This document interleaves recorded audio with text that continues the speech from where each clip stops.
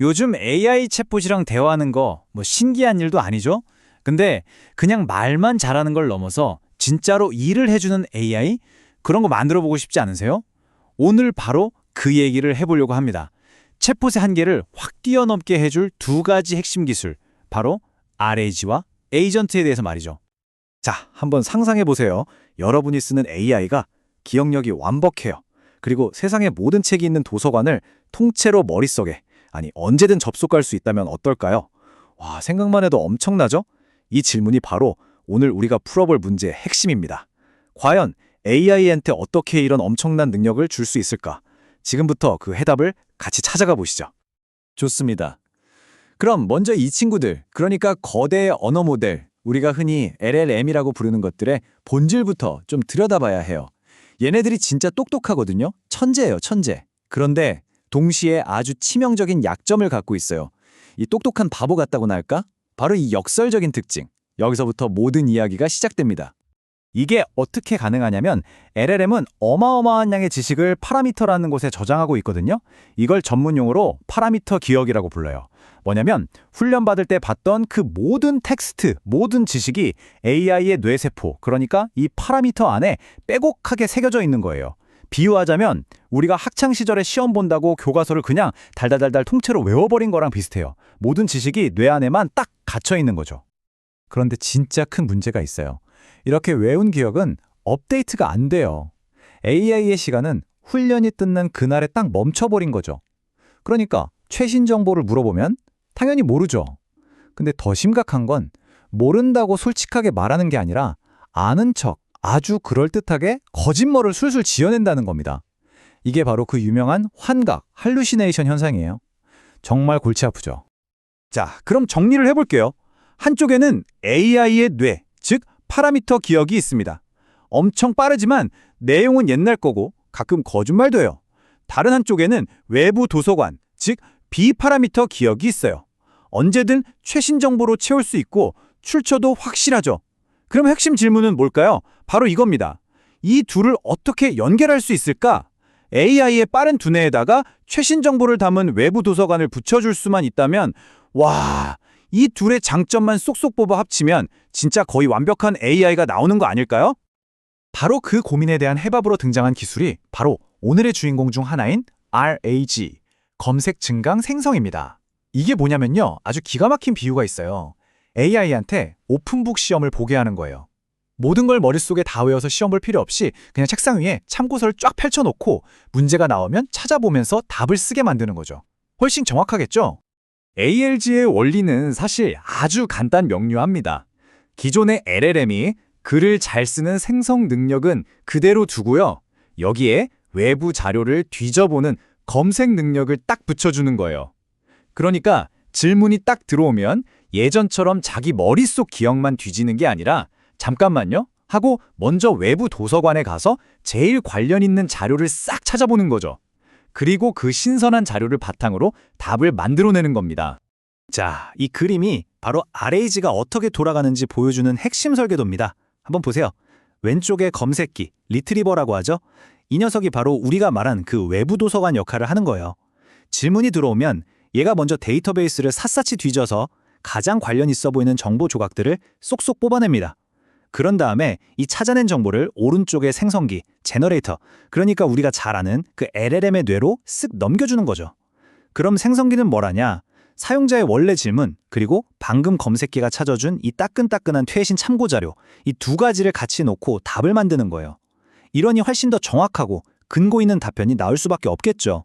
이 과정 복잡해 보이지만 딱 세 단계로 정리할 수 있어요. 첫째, 검색한다, retrieve, 필요한 자료를 찾는 거죠.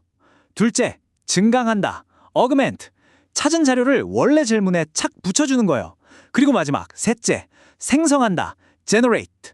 이렇게 정보가 풍부해진 프롬프트를 가지고 최종 답변을 만들어내는 겁니다.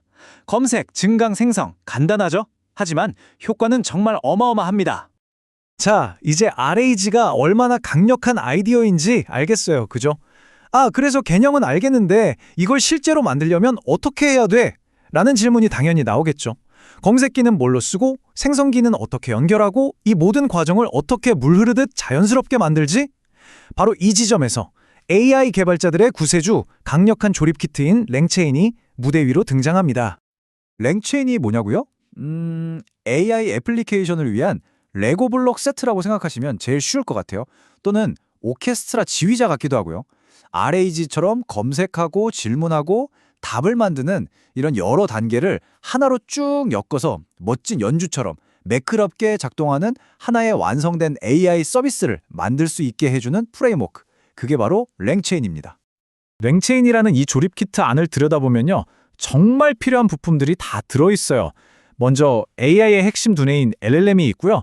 AI한테 지시를 내리는 프롬프트도 있죠. 그리고 우리가 방금 본 RAG처럼 여러 작업들을 순서대로 엮어주는 체인이라는 부품도 있습니다. 여기에 더해서 이전 대화를 까먹지 않게 해주는 메모리, 인터넷 검색 같은 외부 기능을 쓸 수 있게 해주는 도구까지 정말 없는 게 없죠.